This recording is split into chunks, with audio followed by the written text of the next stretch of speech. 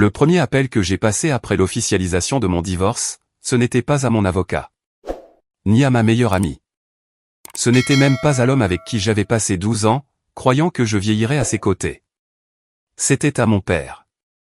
Papa, ai-je dit, debout devant l'aéroport international de Dallas-Fort Worth, mon sac de paquetage de l'armée encore à mes pieds. Renvoyer absolument toutes les personnes que mes ex-beaux-parents ont placées dans notre entreprise. Il y eut une longue pause. Puis mon père a répondu, de cette voix calme qui m'avait soutenu à travers les genoux écorchés, les classes et mon premier déploiement. J'ai déjà préparé les documents, a-t-il dit. J'attendais simplement que tu rentres à la maison. J'ai regardé à travers le parking à étages, tandis que des avions manœuvraient au loin. 9 mois à l'étranger, un mariage envolé. Et d'une certaine manière, cette simple phrase m'a fait plus de mal que le divorce lui-même. Mon avocate avait appelé 15 minutes plus tôt, juste après l'atterrissage de notre vol en provenance d'Allemagne. Le tribunal a tout signé ce matin. Emma, vous êtes officiellement divorcée. Je l'ai remercié, j'ai raccroché, et je m'attendais à pleurer. Au lieu de ça, je me suis sentie étrangement légère. Peut-être parce que mon mariage s'était terminé bien avant que le juge ne signe ses papiers. La véritable fin avait commencé près de 2 ans plus tôt, quand mon mari, Ryan, avait lentement cessé de répondre à mes appels depuis l'étranger, sauf en cas d'absolue nécessité. Au début, j'ai mis ça sur le compte du décalage horaire, puis du travail, puis du stress. Les familles de militaires apprennent à trouver des excuses, car l'alternative est d'admettre que la distance ne se mesure plus en kilomètres. À la fin de mon déploiement, nos conversations duraient moins de 5 minutes. Il ne me demandait jamais comment je dormais. Jamais si j'étais en sécurité. Pas une seule fois il n'a dit que je lui manquais. Quand les papiers du divorce sont arrivés dans mes quartiers temporaires, après 6 mois de mission, je les ai signés en moins d'une semaine. Non pas parce que je le voulais, mais parce que j'ai réalisé que j'étais la seule à encore essayer de sauver quelque chose qui était déjà mort. Alors que je roulais ma valise vers le parking, papa est arrivé dans son vieux Ford F-150 noir. Il est sorti avant que je ne puisse l'atteindre. Au lieu de me dire bonjour, il m'a enveloppé dans la même étreinte puissante qu'il m'avait offerte après ma remise de diplôme de l'armée. « Tu es rentré ?» a-t-il murmuré. « Oui. » Il a étudié mon visage un instant. « Tu as perdu du poids. »« Toi aussi. » Il a ri doucement. Je suppose qu'aucun de nous n'aime le stress. Le trajet vers Fort Worth était inhabituellement silencieux. Papa n'a jamais insisté. Il savait que je parlerais quand je serais prête. À mi-chemin, il s'est finalement raclé la gorge. « Il y a quelque chose que tu dois savoir. » Je me suis tourné vers lui. Les parents de Ryan ne se sont pas contentés de l'influencer. Que veux-tu dire? Ils placent des membres de leur famille chez Philips Logistique depuis des années. J'ai froncé les sourcils. Notre entreprise. Il a hoché la tête. Directeur, superviseur, service de paix, achat. Ils ont convaincu Ryan qu'ils aidaient à moderniser l'entreprise pendant que tu étais à l'étranger. J'ai senti mon estomac se nouer. Mon nom était toujours au conseil d'administration. Il l'était. Alors pourquoi personne ne les a arrêtés? Papa a gardé les yeux sur la route. Parce que légalement, rien de ce qu'ils ont fait n'enfreignait le règlement de l'entreprise. Je n'arrivais pas à croire ce que j'entendais. Ils ont transformé notre entreprise familiale en la leur. Ils ont essayé. Le silence a rempli le pick-up. L'entreprise que mon père avait mis 40 ans à bâtir n'était pas juste un business. Elle payait des hypothèques, finançait des bourses d'études, sponsorisait des équipes de jeunes. Elle employait des voisins que nous connaissions depuis l'enfance.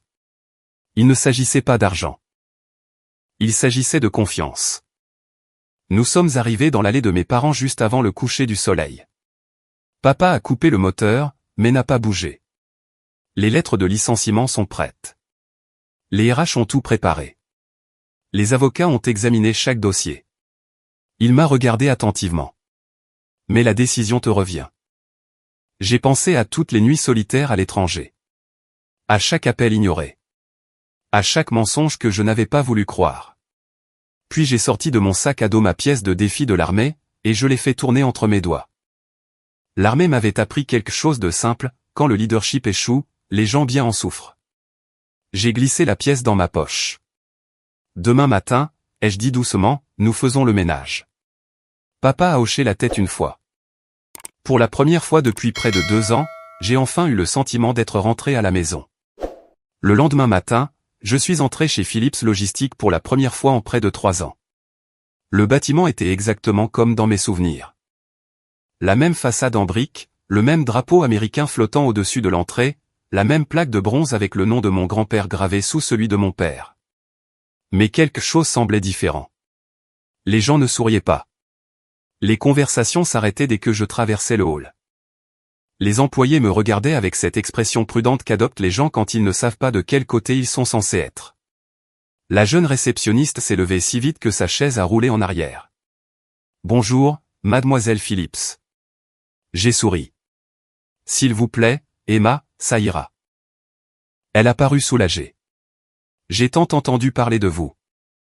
J'espère que ce n'était que de bonnes choses. » Elle a ri nerveusement. Je pense que la journée d'aujourd'hui répondra à cette question. Papa est sorti de l'ascenseur, un épais dossier à la main. Prête? J'ai hoché la tête.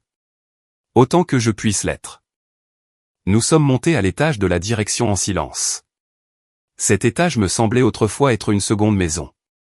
Pendant les vacances d'été, je passais mes après-midi à faire mes devoirs dans le bureau de papa pendant qu'il terminait ses réunions. Chaque employé connaissait mon nom. Les chauffeurs de camions m'apportaient des barres chocolatées des relais routiers de tout le pays. Les répartiteurs m'ont appris le fonctionnement des plannings de fret avant même que j'aie l'âge de conduire. Je n'aurais jamais imaginé y revenir comme une étrangère. Papa a fermé la porte de son bureau. Je veux que tu vois quelque chose. Il a fait glisser plusieurs dossiers sur le bureau. Chacun contenait des registres d'embauche, des demandes de promotion, des approbations de salaire, des liens de parenté. J'ai ouvert le premier. Le directeur des achats, le cousin de Ryan. Le directeur de l'entrepôt régional, son oncle.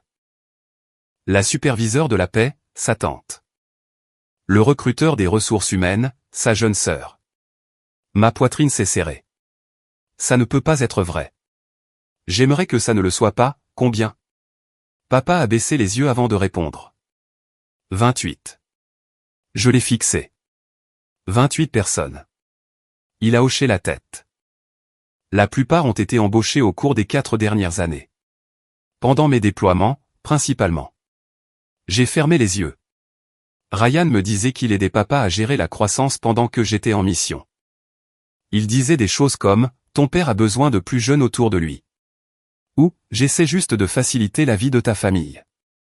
Je le croyais, parce que c'est ce que font les épouses quand elles font confiance à leur mari. Papa s'est adossé à son fauteuil. J'ai remarqué des schémas assez tôt. Pourquoi ne les as-tu pas arrêtés? J'ai essayé. Il a soupiré. Mais chaque recommandation d'embauche venait avec les qualifications requises. Diplômes universitaires, casier judiciaire vierge, bons entretiens. Ils n'étaient pas incompétents. Ils étaient loyaux, mais pas à cette entreprise. Cette distinction m'a frappé plus durement que tout le reste. La compétence peut aider une entreprise. Une loyauté cachée peut la détruire. Papa s'est levé et s'est approché de la fenêtre qui donnait sur des centaines de remorques de l'entreprise. Tu sais pourquoi j'ai créé Philips Logistique? J'ai souri faiblement. Tu me l'as raconté 100 fois. Raconte-moi quand même. Il a gloussé. Parce que personne ne voulait embaucher un gamin de 23 ans avec un seul camion et de grands rêves. Je l'ai rejoint à la fenêtre. Alors, j'ai bâti quelque chose où les gens honnêtes auraient toujours un travail honnête. Sa voix est devenue plus basse. Je ne protégeais pas de l'argent, Emma. Je protégeais des familles. En bas, les chauffeurs montaient dans leurs tracteurs. Les mécaniciens ouvraient les portes de garage et les magasiniers commençaient une autre journée ordinaire. Aucun d'entre eux ne savait que les décisions prises à l'étage façonneraient l'avenir de l'entreprise. Papa m'a tendu un autre dossier. Celui-ci est le plus important. À l'intérieur se trouvaient des dizaines de plaintes manuscrites, de lettres anonymes, d'entretiens de départ, de mai. Des employés avaient signalé du favoritisme, du harcèlement, des menaces, des travailleurs qualifiés écartés des promotions. Plusieurs directeurs de longue date avaient démissionné après des décennies au sein de l'entreprise. Une lettre a attiré mon attention. L'entreprise que Monsieur Phillips a bâtie me manque. On ne se sent plus comme dans une famille. Il n'y avait pas de signature, juste ces quelques mots. J'ai dégluti difficilement. Ils savaient. Papa a hoché la tête. Ils espéraient que quelqu'un écouterait. On a frappé à la porte. L'avocat de notre entreprise est entré. Tout est prêt. Il a posé une pile d'enveloppes scellées sur la table de conférence, avis de licenciement, révocation d'accès, mise à jour de sécurité. Chaque document avait déjà été examiné. Chaque décision était étayée par le règlement de l'entreprise. Pas de raccourci, pas d'attaque personnelle, juste de la responsabilité. Papa m'a regardé une dernière fois. J'aurais pu faire ça il y a des mois. Je sais. Mais ça devait venir de toi. Il a souri fièrement. Parce qu'un jour, cette entreprise sera la tienne. Pour la première fois depuis mon retour, j'ai compris pourquoi il avait attendu. Il ne s'agissait pas de vengeance. Il s'agissait de leadership. Et le leadership, c'est accepter ses responsabilités quand vient enfin son tour de se tenir au premier rang. J'ai pris la première enveloppe. Commençons. À 8h30 ce matin-là, chaque chef de service avait reçu une invitation de calendrier marquée « Réunion de direction obligatoire ». Pas d'explication, pas d'ordre du jour, juste un numéro de salle de conférence et une heure. Papa se tenait à côté de la machine à café pendant que je redressais la pile d'enveloppes devant moi. Aucun de nous ne parlait beaucoup. Nous avions déjà dit tout ce qui comptait. L'avocat de l'entreprise a regardé sa montre. La sécurité est en position. Le chef des ressources humaines a hoché la tête. Nous sommes prêts. Un par un, les directeurs sont entrés dans la salle. Certains ont souri poliment en me voyant. D'autres se sont figés. Jason, le cousin de Ryan, a jeté un coup d'œil au dossier sur la table et a immédiatement paru mal à l'aise. Sa tante, Linda, a chuchoté quelque chose à la superviseure de la paix assise à côté d'elle. De l'autre côté de la pièce, plusieurs directeurs de longue date observaient simplement en silence. Papa s'est levé le premier. Merci à tous d'être venus. Sa voix portait cette autorité tranquille qui avait fait de cette entreprise, partie d'un seul camion, l'une des plus grandes sociétés de logistique privée du nord du Texas. Comme beaucoup d'entre vous le savent, ma fille Emma est rentrée hier de son service militaire. Quelques personnes ont applaudi poliment. Papa a levé une main. Aujourd'hui marque une autre transition. Il s'est tourné vers moi. À compter d'aujourd'hui, Emma Phillips réintègre l'équipe de direction. La salle est restée silencieuse. Je me suis levé. Je vous remercie tous d'être ici. Je remercie également chaque employé qui a travaillé honnêtement pour cette entreprise. J'ai fait une pause assez longue pour que chacun sente le poids de la phrase suivante. Mais au cours des dernières années, des décisions ont été prises qui ont violé les valeurs sur lesquelles cette entreprise a été fondée. Jason s'est agité sur sa chaise. Linda a croisé les bras. J'ai continué, il ne s'agit pas de désaccord personnel. Il ne s'agit pas de mon divorce. Il s'agit de protéger l'intégrité de Phillips Logistique. L'avocat a fait glisser la première enveloppe vers moi. Je me suis dirigé directement vers Jason. Son visage est devenu pâle. Jason Reynolds. Il a levé les yeux. Votre emploi chez Phillips Logistique prend fin aujourd'hui. Quoi? Il a ri nerveusement. Vous ne pouvez pas être sérieuse. J'ai posé l'enveloppe devant lui. Le règlement de l'entreprise autorise la fin de votre contrat de travail. Je n'ai rien fait de mal. Vous avez accepté un poste de direction sans divulguer de multiples conflits d'intérêts. J'étais qualifié. Vous l'étiez, ai-je dit d'une voix calme, mais les qualifications n'excusent pas la malhonnêteté. Un silence douloureux s'est abattu sur la salle. Puis ce fut le tour de Linda, puis de l'oncle de Ryan, puis de 2 superviseurs, puis d'un autre directeur. Chaque enveloppe représentait des semaines d'enquête, d'examens juridiques et de preuves documentées. Personne n'était renvoyé parce qu'il portait le nom de Ryan. Ils étaient renvoyés parce qu'ils avaient abusé de la confiance qui leur avait été accordée. Un directeur d'entrepôt nommé Carl s'est levé brusquement. C'est de la vengeance. Papa a répondu avant que je ne le puisse. Non. Il a fait glisser un épais classeur sur la table. Ce sont les conclusions de l'audit des 4 dernières années. Carl n'y a pas touché. L'avocat a pris la parole à sa place. Chaque licenciement est étayé par des violations documentées du règlement. Carl s'est lentement rassis. Un par un, la sécurité a escorté les employés licenciés pour qu'ils récupèrent leurs affaires personnelles. Pas de menottes, pas de cris, pas d'humiliation, juste du professionnalisme. Une fois la salle de conférence vide, seuls les directeurs de longue date sont restés. Une femme plus âgée nommée Denise, qui travaillait pour mon père depuis 36 ans, s'est approchée doucement de moi. Je n'aurais jamais pensé voir ce jour. Je suis désolé que ça ait pris si longtemps, ai-je dit. Ses yeux se sont remplis de larmes. Nous n'attendions pas la vengeance, a-t-elle souri tristement. Nous attendions que quelqu'un se souvienne de ce qu'était cette entreprise. Ces mots m'ont accompagné tout l'après-midi. Au fil de la journée, je suis passé dans chaque service au lieu de me cacher dans un bureau de direction. Je me suis présenté aux employés que je n'avais jamais rencontrés. J'ai plus écouté que parlé. Plusieurs personnes m'ont remercié. D'autres sont restées prudentes. Je comprenais pourquoi. La confiance ne se reconstruit pas en une seule réunion. Elle se reconstruit une décision à la fois. En fin d'après-midi, je suis allé sur le quai de l'entrepôt. Un cariste d'une 60aine d'années m'a reconnu. Je me souviens de l'époque où vous apportiez des biscuits pour la fête de Noël. J'ai ri. C'est ma mère qui les faisait. Il a souri. Votre père disait toujours que vous étiez trop têtu pour rester derrière un bureau. Il n'avait pas tort. Avant de partir, il m'a serré fermement la main.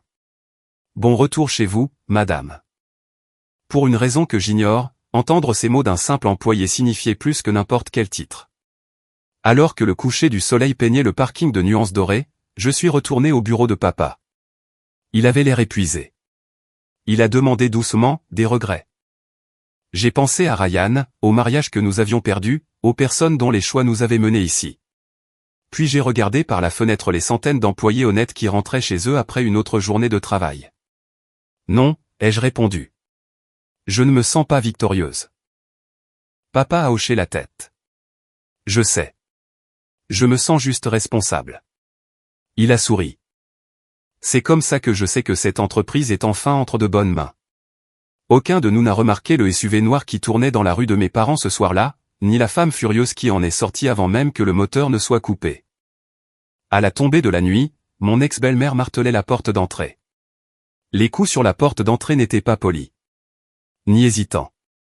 On aurait dit que quelqu'un essayait d'arracher la porte de ses gonds. Papa leva les yeux de la table de la cuisine où nous examinions les plans de transition pour la semaine suivante. Maman, qui faisait tranquillement la vaisselle, se figea. Puis vinrent les cris. Emma, ouvre cette porte tout de suite. J'ai reconnu la voix instantanément.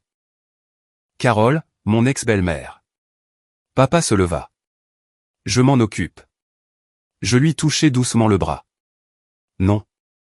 Il me regarda attentivement. Tu es sûr? J'acquiesçai. C'est ma bataille. Je me suis dirigé vers la porte et je l'ai ouverte. Carole a failli trébucher à l'intérieur. Elle portait un tailleur pantalon crème coûteux qu'elle semblait avoir enfilé sans le boutonner correctement. Son maquillage avait coulé sous ses yeux et sa coiffure habituellement parfaite était en désordre. Pour la première fois depuis que je la connaissais, elle avait l'air effrayée, mais seulement pour une seconde. Puis la colère est revenue. « Comment osez-vous » cria-t-elle. « Vous avez détruit cette famille. » Sa voix résonna dans le quartier tranquille. Plusieurs lumières de Porsche s'allumèrent de l'autre côté de la rue. Je suis resté calme. « Bonsoir, Carole. » « Ne me dites pas bonsoir. » Elle pointa un doigt vers mon visage. « Tu as renvoyé ma sœur, mon neveu, mon beau-frère, le cousin de mon fils. Quel genre de personne fait une chose pareille? » Le genre de personne qui protège l'entreprise de sa famille, ai-je répondu. Elle rit amèrement. L'entreprise de ta famille. Elle secoua la tête. Ryan a pratiquement géré cette affaire pendant que tu jouais au petit soldat. Les mots m'ont blessé. Non pas parce qu'ils étaient vrais, mais parce que pendant des années, elle avait utilisé ce même ton chaque fois qu'elle voulait me faire sentir coupable de servir mon pays. Chaque fête manquée. Chaque anniversaire, chaque date importante. D'une manière ou d'une autre, mon service militaire avait toujours été présenté comme quelque chose d'égoïste. Je pris une lente inspiration. Je ne jouais pas au petit soldat. Je servais. Elle leva les yeux au ciel. Et pendant que tu étais parti, Ryan a tout sacrifié pour maintenir l'entreprise de ton père à flot. Papa entra discrètement dans le couloir. Non, dit-il. Il ne l'a pas fait. Carole se tourna brusquement. Oh, Robert, te voilà. Tu dois arranger ça. Elle se dirigea vers lui comme s'ils étaient de vieux amis discutant d'un malentendu. Ces gens ont des familles. Papa acquiesça. C'est vrai. Ils ont des hypothèques. Ils ont des enfants. Ils ont besoin de leur travail. Je sais. Alors dis à Emma d'annuler ses décisions ridicules. Papa croisa les bras. Je ne peux pas, si, tu peux. Je ne le ferai pas, elle le regarda, incrédule. Je pensais que nous étions de la même famille. L'expression de papa s'adoucit. Je vous ai traité comme ma famille. Mais la famille ne s'empare pas secrètement de l'entreprise de quelqu'un d'autre. Le silence tomba. Carole nous regarda, lui puis moi. Vous avez planifié ça? Non, répondis-je. C'est vous qui l'avez planifié. Vous n'aviez juste jamais imaginé que votre plan échouerait. Pendant plusieurs longues secondes, personne ne parla. Finalement, elle baissa la voix. Tu ne comprends pas, qu'est-ce que je ne comprends pas?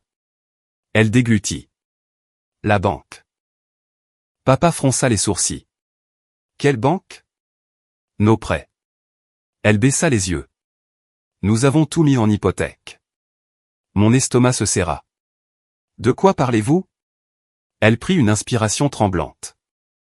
Nous nous attendions à ce que Ryan devienne éventuellement président de Philips Logistique. Nous avons investi. Nous avons acheté une plus grande maison. Nous avons ouvert une autre entreprise. Nous avons garanti des prêts. Elle me regarda à nouveau. Nous avons bâti notre avenir autour de cette entreprise. La prise de conscience me frappa d'un coup. Il ne s'était jamais agi d'aider mon père. Ni de soutenir Ryan. Ils avaient sincèrement cru que l'entreprise leur appartiendrait un jour. Et ils avaient dépensé de l'argent qu'ils n'avaient pas, sur la base de cette croyance. Papa parla doucement. Vous avez parié sur quelque chose qui ne vous a jamais appartenu. Les épaules de Carole s'affaissèrent. Vous pourriez encore arranger ça. Non. Elle s'approcha. Emma, s'il te plaît. C'était la première fois qu'elle prononçait mon nom sans y attacher une critique. Tu n'es pas obligé de réembaucher tout le monde. Juste la sœur de Ryan, mon frère, mon neveu. Ils vont tout perdre. Je ressentis une brève lueur de sympathie. Pas pour leur complot. Pour les membres innocents de la famille qui pourraient maintenant faire face à des conséquences difficiles.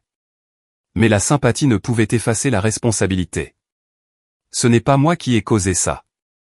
C'est vous. Elle secoua la tête. Non, c'est toi. Tu as choisi l'entreprise de ton père plutôt que ton mariage. L'accusation resta en suspens.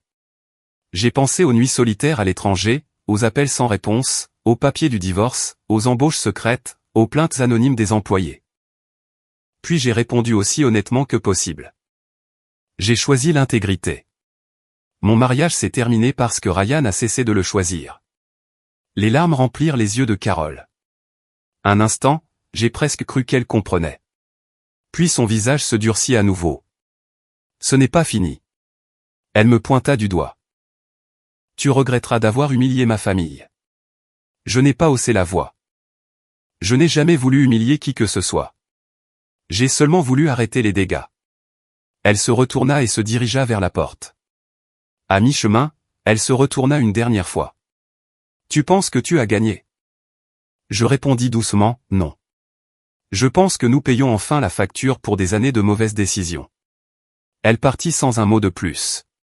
Le SUV noir disparut dans l'obscurité. Maman referma doucement la porte derrière elle. Personne ne parla pendant près d'une minute. Finalement, papa me regarda. J'ai un pressentiment. Moi aussi. Ce n'était que le début. Car aucun de nous ne savait qu'au lever du soleil, d'anciens employés commenceraient à appeler, avec des informations qui exposeraient bien plus que du favoritisme. Ils étaient sur le point de révéler des années de tromperie que personne d'entre nous n'avait imaginées. Je me versai ma première tasse de café le lendemain matin quand mon téléphone sonna. L'identifiant de l'appelant affichait un numéro local inconnu. Normalement, je l'aurais laissé aller sur la messagerie vocale. Au lieu de cela, je répondis, ici Emma. Une voix masculine hésitante répondit, Mademoiselle Phillips, je m'appelle Brian Foster. Je travaillais aux achats jusqu'à l'année dernière. Je me souvenais avoir vu son nom dans l'un des entretiens de départ. Que puis-je faire pour vous, Brian? Il y eut un long silence.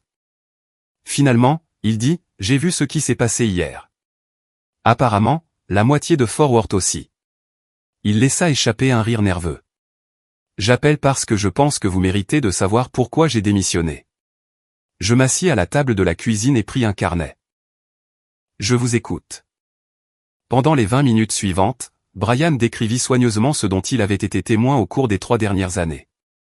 Au début, cela ressemblait à de la politique de bureau. Puis, c'est devenu quelque chose de beaucoup plus sombre. L'oncle de Ryan ne commandait jamais de fournitures au plus bas soumissionnaire, expliqua Brian. Il utilisait toujours les mêmes fournisseurs, des amis, de la famille, et chaque contrat était juste assez cher pour que personne ne le remette en question. Je notai chaque nom d'entreprise qu'il mentionna. Quoi d'autre? Il y avait des contrats de conseil. Pourquoi, Brian? Personne ne le savait. Ils étaient approuvés sans facture détaillée. Des milliers d'euros chaque mois. Quand l'appel se termina, je le remerciai pour son honnêteté. Avant de raccrocher, il dit quelque chose qui ne cessa de me trotter dans la tête. Je n'ai pas démissionné parce que j'étais en colère. J'ai démissionné parce que l'entreprise de votre père n'avait plus l'air honnête. Moins de 10 minutes plus tard, mon téléphone sonna de nouveau. Puis encore. À midi, j'avais parlé à 8 anciens employés. À 15h15. Chaque conversation révélait une nouvelle pièce du même puzzle. Un superviseur d'entrepôt décrivit des promotions qui avaient été promises, puis discrètement données à des parents de Ryan. Une répartitrice admit qu'on l'avait poussé à ignorer des rapports d'inventaire manquants. Une comptable à la retraite m'envoya par la poste des copies de notes de frais qu'elle avait conservées parce que quelque chose ne lui avait jamais semblé normal. Pas une seule personne ne semblait amère. Elle semblait soulagée, comme si elle portait un secret qu'elles étaient enfin autorisées à partager. Cet après-midi-là, papa et moi avons rencontré notre cabinet d'audit indépendant. L'enquêteur principal, un expert comptable aux cheveux gris nommé Michael Sanders, ouvrit un épais classeur. Nous avons examiné les registres préliminaires. Qu'avez-vous trouvé, demandai-je. Il ajusta ses lunettes. Rien de catastrophique. J'expirai, mais je savais qu'il y avait un « mais ». Il semble y avoir un schéma cohérent. Il tourna plusieurs pages. Favoritisme des fournisseurs. Embauche avec conflit d'intérêts. Demande de remboursement douteuse. Voyage d'affaires avec une documentation insuffisante. Papa fronça les sourcils. Criminel? Michael secoua la tête. Pas nécessairement. Contraire à l'éthique? Absolument. Cette distinction était importante. Je n'avais aucun intérêt à détruire des gens simplement parce qu'ils étaient liés à la famille de Ryan. Si quelqu'un avait commis une fraude, la loi s'en occuperait. Mais si quelqu'un avait simplement abusé de la confiance, l'entreprise devait répondre de manière appropriée. La justice n'était pas censée devenir une vengeance. À la fin de la réunion, Michael me tendit un autre dossier. Vous devriez lire ceci en privé. De retour dans le bureau de papa, je l'ouvris. À l'intérieur se trouvaient des copies de mes internes. La plupart discutaient de décisions d'embauche, d'approbation de budget, d'affaires courantes. Puis un message attira mon attention. Il avait été envoyé par Ryan à 3 directeurs de service. Emma a changé depuis qu'elle a rejoint l'armée. Elle subit un stress énorme à l'étranger. Je ne l'accablerai pas avec les décisions de l'entreprise pour le moment. Je m'occuperai de tout jusqu'à son retour. Je fronçai les sourcils. L'email suivant était pire. Ne vous inquiétez pas si elle remet quoi que ce soit en question plus tard. Elle est tout le temps épuisée, honnêtement, elle est devenue assez émotive. Je sentis ma gorge se serrer. Puis un autre. Elle ne comprend plus comment les affaires fonctionnent. La vie militaire a changé ses priorités. Je posai lentement les papiers sur le bureau. Ce n'étaient pas les mensonges eux-mêmes qui faisaient le plus mal. C'était la façon dont ils avaient été soigneusement élaborés. Ryan n'avait pas simplement pris le contrôle. Il avait discrètement réécrit l'histoire de qui j'étais. Il avait convaincu les gens que j'étais instable, déconnecté, trop dépassé pour participer. La femme qui avait dirigé des soldats sous pression était, apparemment, trop émotive pour comprendre les affaires de sa propre famille. Papa remarqua mon expression.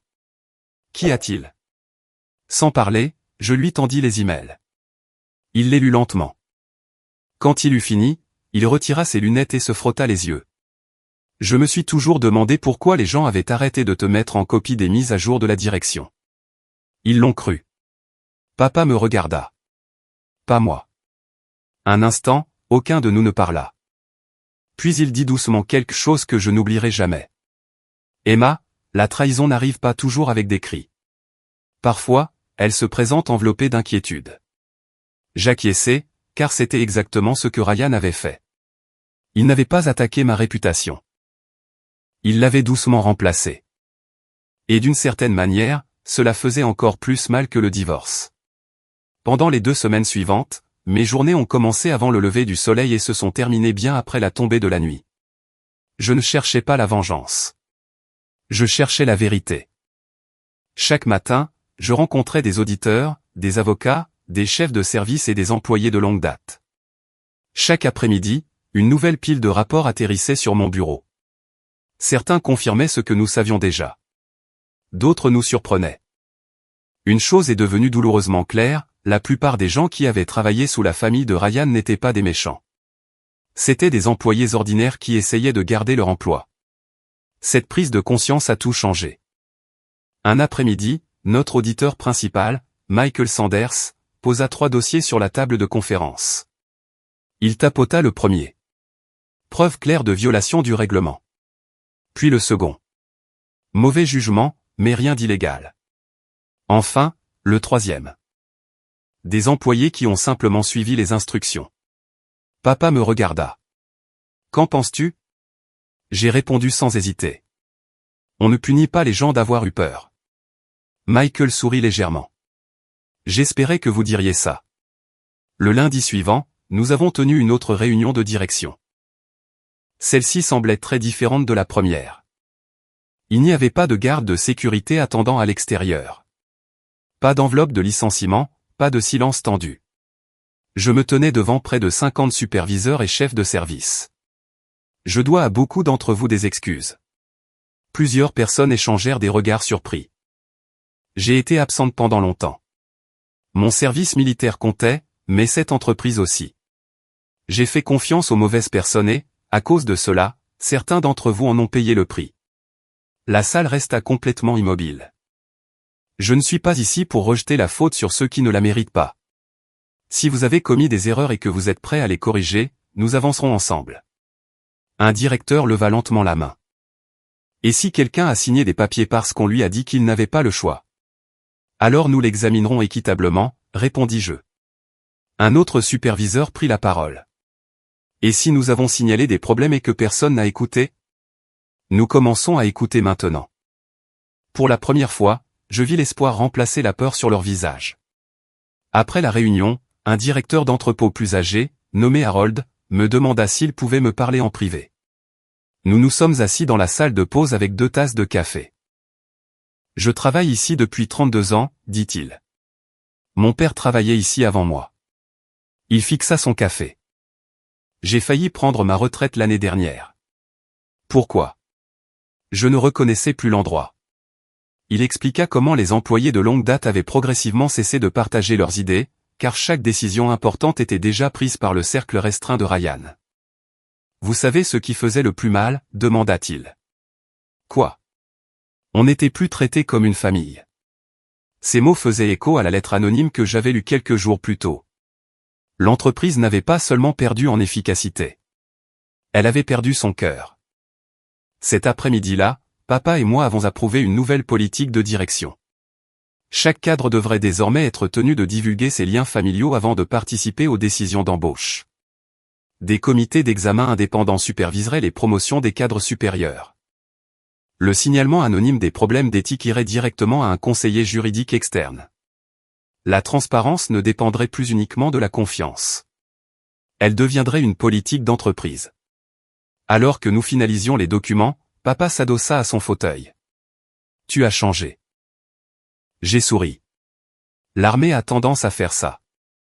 Il secoua la tête. Non, je parle d'aujourd'hui. Je le regardais avec curiosité. Quand tu m'as appelé pour la première fois de l'aéroport, j'ai entendu de la colère. C'est vrai. Aujourd'hui, j'entends de la conviction. J'y ai réfléchi. Il avait raison. Quelque part entre les papiers du divorce et les réunions avec les employés, ma colère avait commencé à s'estomper. Non pas parce que ce que Ryan avait fait comptait moins, mais parce qu'il y avait trop de personnes innocentes qui dépendaient de moi pour que je reste concentré. Ce soir-là, je suis resté tard pour traverser l'entrepôt une dernière fois. Un jeune cariste m'a arrêté. Madame Phillips. Emma, ça ira. Il a souri. Mon père travaille ici aussi. Il est là depuis 25 ans. J'ai hoché la tête. Je le connais probablement. Il voulait que je vous dise quelque chose. Qu'est-ce que c'est? Le jeune homme a souri. Il a dit, la vieille Phillips Logistique est enfin de retour. J'ai senti quelque chose se serrer dans ma poitrine. Pas de la fierté, de la responsabilité. Alors que je me dirigeais vers le parking, mon téléphone a vibré. C'était Ryan. Le premier message qu'il m'envoyait en près de 4 mois. Pouvons-nous nous voir? J'ai fixé l'écran un long moment. Puis un autre message est apparu. J'ai besoin de te dire la vérité sur tout. J'ai glissé le téléphone dans ma poche sans répondre. Certaines conversations arrivent trop tard. Mais quelque chose dans ces mots me disait que celle-ci pourrait enfin avoir de l'importance. J'ai laissé le message de Ryan sans réponse jusqu'à l'après-midi suivant. Non pas parce que je voulais le punir, mais parce que je devais être certaine de pouvoir le rencontrer sans amener ma colère avec moi. Quand j'ai finalement répondu, mon SMS ne contenait que 5 mots, demain, 13 h, au café. Rien de plus, pas de questions, pas d'émotion. Le lendemain, je suis arrivé avec 15 minutes d'avance dans un petit café surplombant la rivière Trinity. Ce n'était pas un endroit chic, juste le genre d'endroit où les couples de retraités s'attardent devant un café et une tarte maison. J'y étais venu d'innombrables fois avec mon père après le lycée. Cela me semblait être un terrain neutre. À 13 heures précises, Ryan a franchi la porte. Un instant, je l'ai à peine reconnu. Il avait perdu du poids. Ses costumes sur mesure coûteux avaient disparu, remplacés par un jean délavé et un polo bleu marine. Il avait des cernes sous les yeux, et ses épaules ne portaient plus cette confiance qui remplissait autrefois chaque pièce. Il m'a repéré et a hésité avant de s'approcher. Salut, Emma. Salut, Ryan. Aucun de nous n'a bougé pour serrer l'autre dans ses bras. Ce chapitre de notre vie était déjà clos. Il s'est assis en face de moi, pliant et dépliant ses mains. Je n'étais pas sûr que tu viendrais. J'ai failli ne pas venir. Une serveuse a apporté du café. Aucun de nous n'y a touché. Ryan a regardé par la fenêtre un long moment avant de parler.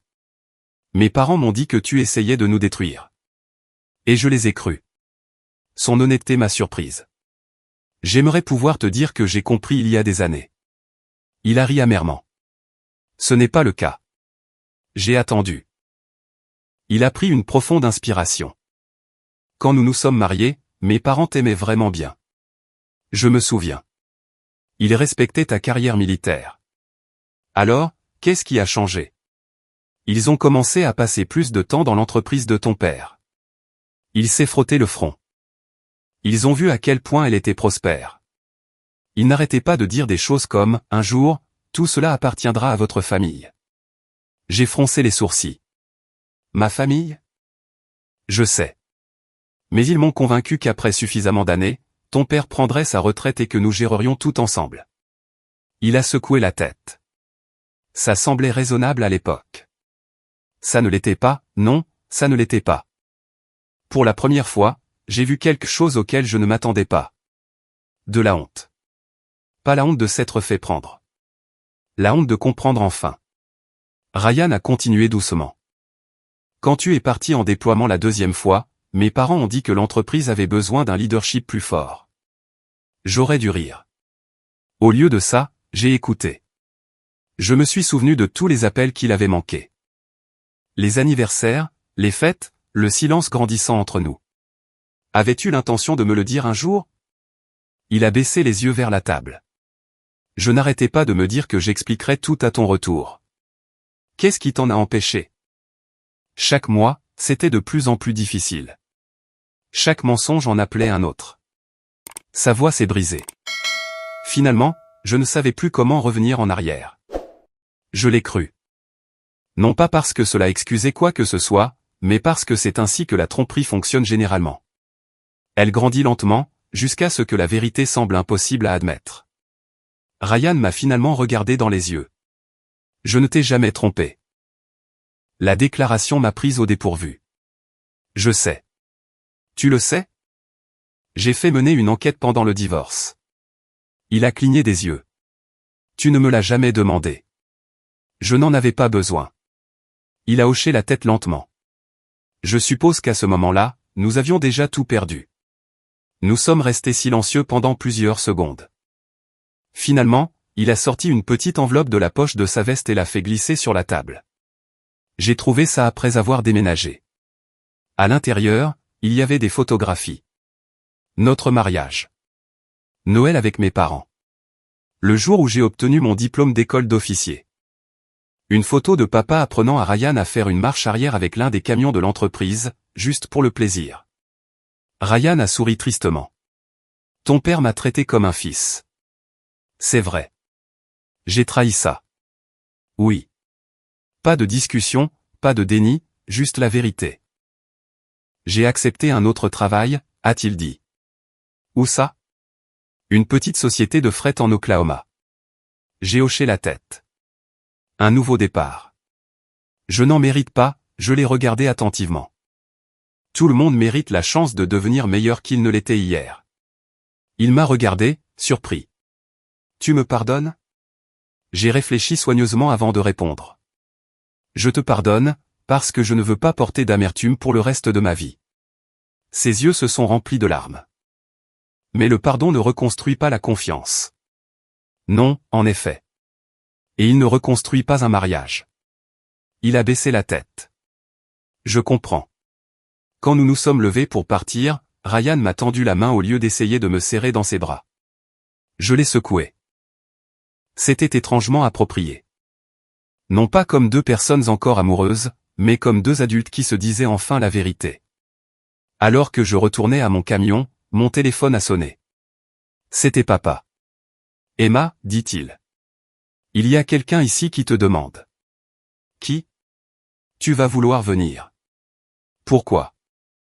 Papa a fait une pause. Parce que c'est quelqu'un qui a aidé à bâtir cette entreprise bien avant que l'un de nous n'imagine que ce jour viendrait.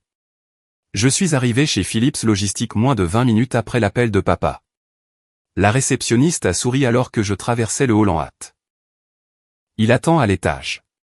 Qui est-ce? Elle a haussé les épaules. Il n'a pas voulu en dire plus. Il a juste souri et m'a dit de faire savoir à votre père qu'un vieil ami était rentré à la maison.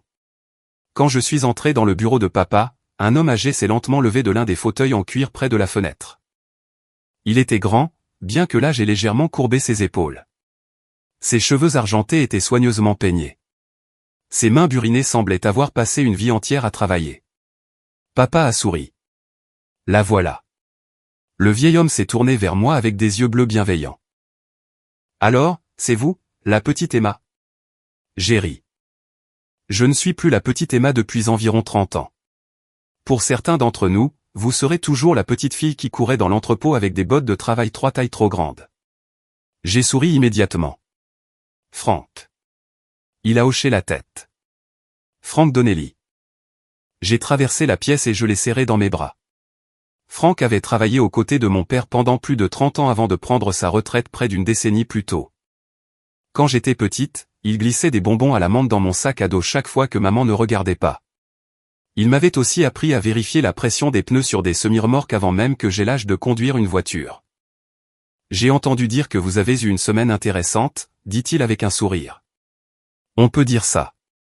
Papa a versé 3 tasses de café. Je vais vous laisser parler. Frank s'est réinstallé dans son fauteuil. J'ai suivi tout ça de loin. Je suis désolé que les choses soient devenues si compliquées. Moi aussi. Il a souri doucement. Mais le désordre, ça se nettoie. C'est le caractère qui est plus difficile à réparer. C'était exactement le genre de choses que Franck dirait. Il n'a jamais été l'homme le plus bruyant de la pièce, mais quand il parlait, les gens écoutaient. Vous savez, commença-t-il, quand votre grand-père a démarré cette entreprise, il n'y avait que 4 employés. Je me souviens que papa me l'a raconté. Franck a hoché la tête. Nous n'avions pas d'ordinateur. La moitié des camions tombaient en panne chaque semaine. Il a gloussé. Et votre grand-père en réparait la plupart lui-même. J'ai ri. Ça lui ressemble bien. Mais savez-vous ce qui faisait que les gens restaient? Le salaire? Il a secoué la tête. Non, le respect. Son expression est devenue sérieuse. Les gens savaient qu'il comptait. Si la femme d'un chauffeur tombait malade, quelqu'un couvrait sa tournée. Si un mécanicien perdait sa maison dans une tempête, tout le monde venait aider à la reconstruire. Personne ne se demandait de qui c'était la responsabilité. On s'entraidait. Tout simplement. J'ai baissé les yeux sur mon café. J'ai beaucoup pensé à ça. Franck a hoché la tête d'un air entendu. Robert m'a dit que vous vous étiez excusé auprès des employés. Je leur devais bien ça. Peut-être. Il a souri. Mais ne passez pas le reste de votre vie à vous excuser pour les choix de quelqu'un d'autre. Cela m'a arrêté. Je n'arrête pas de me demander si j'aurais dû le voir plus tôt. Vous ne pouviez pas, j'aurais dû poser plus de questions. Vous serviez votre pays. J'ai quand même fait confiance à la mauvaise personne. Franck s'est penché en avant. Emma, j'ai vécu 78 ans. Vous savez ce que j'ai appris? J'ai secoué la tête. Les personnes les plus faciles à tromper sont celles qui ont un bon cœur. Je ne savais pas quoi dire. Il a continué. Les gens gentils supposent que les autres sont gentils. Les gens honnêtes supposent que les autres sont honnêtes. Ce n'est pas de la faiblesse. C'est de l'innocence. Il a montré l'entrepôt à l'extérieur. Mais maintenant, vous savez. Ne laissez pas l'expérience faire de vous quelqu'un qui ne fait confiance à personne. Laissez-la faire de vous quelqu'un qui pose des questions plus sages. Ces mots se sont installés profondément en moi. Pendant des semaines, j'avais porté une culpabilité que je ne pouvais pas vraiment expliquer. Non pas parce que Ryan m'avait trahi, mais parce que je m'étais reproché de l'avoir cru. Franck a, d'une certaine manière, soulevé ce poids avec quelques phrases simples. Avant de partir, il a sorti de la poche de son manteau quelque chose enveloppé dans un vieux mouchoir. Je l'ai déplié avec soin. C'était une petite clé en laiton. Qu'est-ce que c'est? Franck a souri. La clé du bureau de votre grand-père. J'ai regardé papa, surprise. Tu l'as gardée toutes ces années? Franck a hoché la tête. Votre grand-père me l'a donnée le jour de sa retraite. Il a dit, rends-la quand quelqu'un se souviendra de la vraie raison d'être de cette entreprise. Les larmes me sont montées aux yeux. J'ai refermé mes doigts sur la clé en laiton usé. Non pas parce qu'elle ouvrait une porte importante. Mais parce qu'elle représentait quelque chose de bien plus précieux. La confiance. La responsabilité. L'héritage. Alors que Franck se dirigeait vers l'ascenseur, il s'est retourné une dernière fois. N'oubliez pas quelque chose, Emma. Quoi donc? Les leaders les plus forts ne sont pas ceux qui ne se font jamais trahir. Ce sont ceux qui refusent de laisser la trahison les rendre amers. Après son départ, papa a doucement posé une main sur mon épaule. Je pense que ton grand-père aurait été fier. Avant que je puisse répondre, mon assistante a frappé doucement à la porte du bureau. Emma, il y a quelqu'un dans le hall. Elle dit qu'elle ne s'attend pas au pardon, mais elle demande 5 minutes. J'ai levé les yeux. Qui est-ce? L'assistante a hésité. C'est Carole, votre ex-belle-mère. Pendant quelques secondes, j'ai simplement fixé mon assistante. Carole? Elle a hoché la tête. Elle a dit qu'elle partirait si vous ne voulez pas la voir. Papa m'a regardé, mais n'a pas dit un mot. Il avait toujours été doué pour ça, ne jamais me dire quoi faire, juste me laisser l'espace pour décider. J'ai glissé la clé en laiton de mon grand-père dans ma poche. Faites-la entrer. 1 minute plus tard, Carole est entrée dans le bureau. Elle ne ressemblait en rien à la femme qui avait martelé la porte d'entrée de mes parents quelques semaines plus tôt. Fini le tailleur de créateur coûteux. Fini la coiffure parfaite. Elle portait un simple pull bleu marine, un pantalon délavé et des chaussures confortables. Elle avait l'air plus âgée, non pas à cause du temps, mais à cause du regret. Elle s'est arrêtée juste à l'entrée. Je ne prendrai pas beaucoup de votre temps. J'ai désigné le fauteuil en face de mon bureau. S'il vous plaît. Elle a hésité avant de s'asseoir. Pendant près de 30 secondes, aucune de nous n'a parlé. Finalement, elle a regardé autour du bureau. J'imaginais Ryan assis derrière ce bureau. J'ai souri tristement. Je sais. Elle a baissé les yeux. J'avais tort. Papa s'est levé discrètement. Je vais vous laisser un peu d'intimité. Alors que la porte se fermait derrière lui, Carole a joint ses mains. Je vous dois des excuses. J'ai attendu. Je n'attends pas de pardon. Je suis venu parce que je comprends enfin ce que nous avons fait. Elle a pris une inspiration tremblante. Après que vous ayez renvoyé tout le monde, la banque a commencé à poser des questions. Notre entreprise n'a pas pu survivre. Nous avons dû vendre la maison. J'ai ressenti une tristesse silencieuse, pas de la satisfaction. Juste de la tristesse. Elle a continué. Ryan a trouvé un nouveau travail. Je sais. Vous le saviez? Nous nous sommes vus. Elle a hoché la tête lentement. Il me l'a dit. Un autre silence s'est installé entre nous. Puis elle m'a surprise. Vous savez ce qui fait le plus mal? Je n'ai pas répondu. Ce n'est pas de perdre l'argent. Ce n'est pas de perdre la maison. C'est de réaliser que j'ai appris à mon fils que le succès était quelque chose que l'on prend, au lieu de quelque chose que l'on gagne. Elle a couvert ses yeux un instant. Je l'ai fait échouer. Pour la première fois depuis que je connaissais Carole, elle ne se défendait pas. Elle ne cherchait pas d'excuses. Elle ne me blâmait pas. Elle acceptait sa responsabilité. J'ai passé des années à me convaincre que votre carrière militaire faisait de vous une égoïste. Elle a levé les yeux. La vérité, c'est que j'étais jalouse. J'ai cligné des yeux. Jalouse? Vous aviez un but. Vous serviez quelque chose de plus grand que vous. Je n'ai jamais compris ça. Je ne voyais que les anniversaires que vous manquiez. Les fêtes. La chaise vide. Elle a souri tristement. Je n'ai jamais vu les sacrifices. J'ai senti ma colère se dissoudre un peu plus. Non pas parce qu'elle avait effacé le passé, mais parce qu'elle avait enfin cessé de le réécrire. Je n'étais pas une épouse parfaite, ai-je admis. Il y a eu des moments où l'armée devait passer en premier. Carole a hoché la tête. Mais Ryan a choisi la malhonnêteté. Ce n'était pas votre faute. Non, ce ne l'était pas, elle a sorti une petite enveloppe de son sac à main. J'ai trouvé ça. À l'intérieur se trouvaient plusieurs cartes de crédit de l'entreprise qui avaient appartenu à des membres de la famille, ainsi que des clés de bureau, des badges d'accès au bâtiment. Tout avait été soigneusement étiqueté. J'ai pensé qu'il devait être ici. J'ai regardé la pile. C'était symbolique. Il ne s'agissait pas seulement de rendre des cartes en plastique, mais de rendre quelque chose de beaucoup plus grand. Le contrôle, l'orgueil, le sentiment que tout était dû. Carole s'est levée. Je ne vous dérangerai plus. Alors qu'elle se tournait vers la porte, je me suis entendu dire, Carole? Elle s'est arrêtée.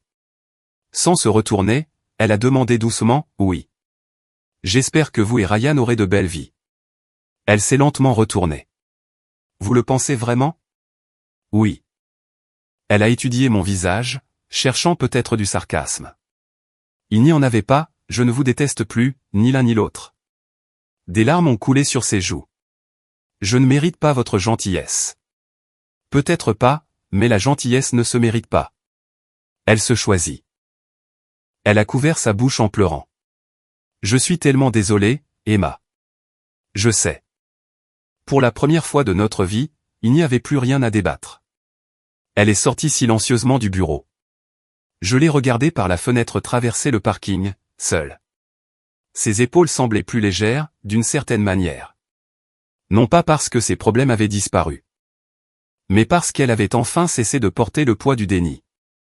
Papa est revenu dans le bureau quelques minutes plus tard. Comment ça s'est passé? J'ai souri doucement. Je crois que nous avons toutes les deux laissé quelque chose derrière nous. Il m'a regardé d'un air entendu. La colère? J'ai hoché la tête. La colère.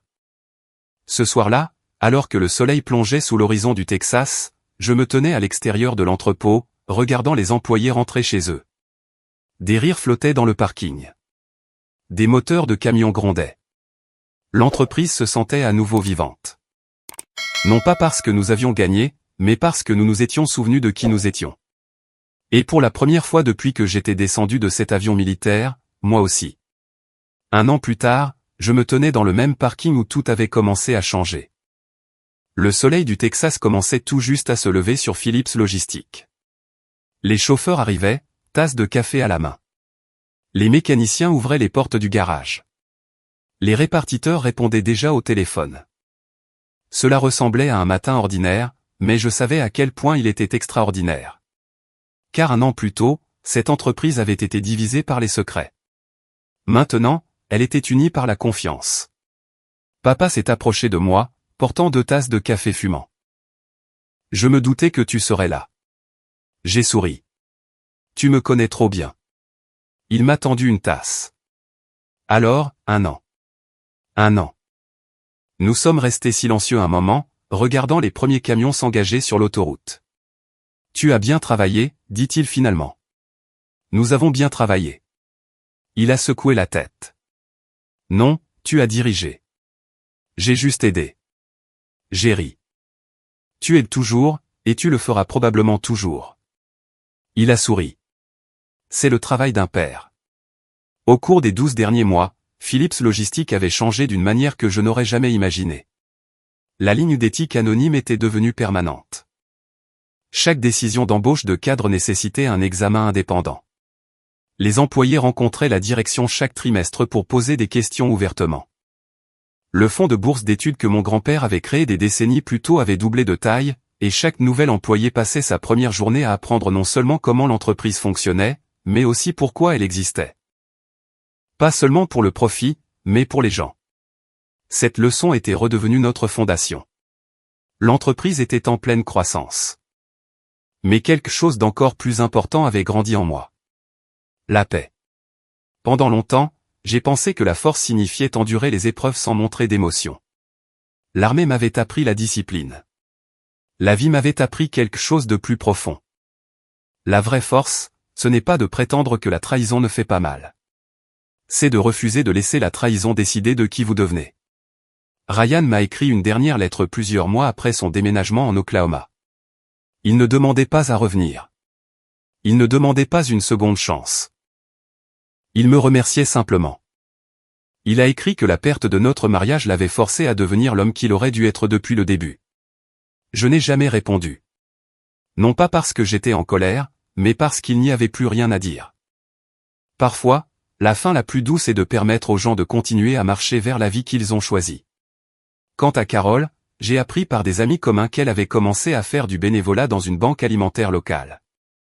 Apparemment, elle était devenue la personne qui restait toujours après la fermeture pour balayer les sols et remplir les étagères. Quand papa me l'a dit, il a souri. C'est drôle comme la vie nous enseigne des choses. J'ai souri aussi. Parfois, les leçons les plus dures deviennent les plus précieuses. Il a hoché la tête. Exactement. Le week-end, maman insistait toujours pour que toute la famille se réunisse pour le dîner du dimanche. Les conversations étaient plus bruyantes maintenant. Les rires venaient plus facilement. Pour la première fois depuis des années, la maison ressemblait vraiment à un foyer. Un après-midi, j'ai déverrouillé le vieux bureau de mon grand-père avec la petite clé en laiton que Franck m'avait rendue. La pièce avait été préservée presque exactement comme il l'avait laissée. Son bureau en bois usé, ses photographies encadrées, sa vieille tasse à café posée sur l'étagère. Je suis resté là un long moment avant de placer doucement la clé en laiton dans le tiroir du haut. Elle avait retrouvé son chemin, tout comme moi. Avec le recul, les gens me demandent souvent si la vengeance m'a apporté le bonheur. La réponse les surprend. Ce n'est pas la vengeance qui a changé ma vie. C'est la vérité. La responsabilité. Le pardon. Le jour où je suis rentré de ma base militaire, je pensais que mon histoire se terminait. Je n'aurais pas pu me tromper davantage. C'était le jour où j'ai enfin commencé à vivre, les yeux clairs, le cœur ouvert, et avec le courage de protéger ce qui comptait vraiment. Si mon histoire vous laisse une leçon, que ce soit celle-ci, ne confondez jamais la gentillesse avec la faiblesse. Ne renoncez jamais à votre intégrité pour garder l'approbation de quelqu'un d'autre. Et quand la vie vous donne le choix entre l'amertume et la paix, choisissez la paix. Elle vous portera bien plus loin que la vengeance. Si cette histoire a touché votre cœur ou vous a rappelé quelqu'un qui a surmonté la trahison avec grâce, je serais honoré que vous la partagiez avec une personne qui pourrait avoir besoin du même encouragement. Et si vous souhaitez entendre d'autres histoires sur la résilience, la famille et la recherche de la force après les moments les plus difficiles de la vie, j'adorerais que vous me rejoigniez à nouveau. Merci d'avoir passé ce moment avec moi. Fin.